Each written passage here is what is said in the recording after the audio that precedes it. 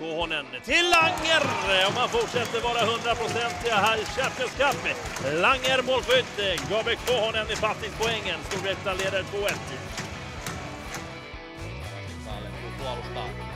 Sitten Weissbach hyvässä paikassa, mies sultaisee pallosta ohi, mutta se kääntyy melko hyväksikin ratkaisuksi, koska pystyy veimaamaan siitä ohi vielä Rasmus Hellsteinin. Ja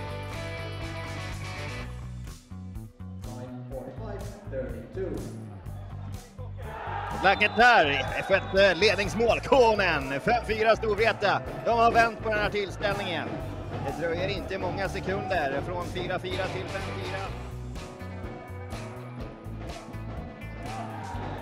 Och där kommer kvitteringen.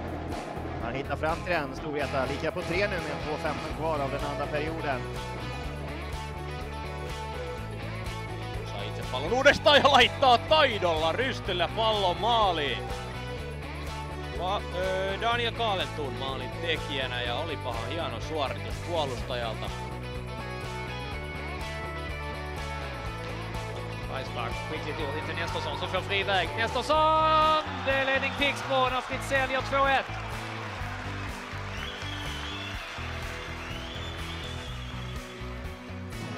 Langer. Kohonen. Han skjuter i mål! Gabriel Kohonen, det är lika läge igen i fördelen.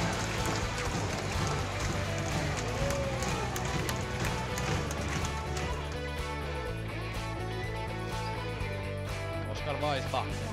Keskustasta löytyy Fritzell ja hän tekee maalin.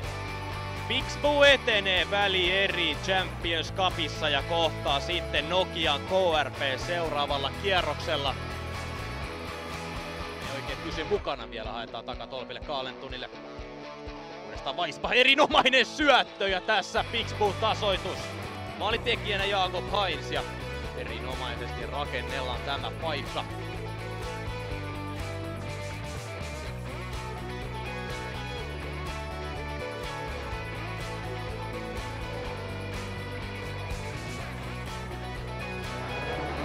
Där sitter reduceringen. Här kommer ett skott utifrån. Gabriel Kohonen reducerar för Storvreta i numerärt överläge, spel 5-4.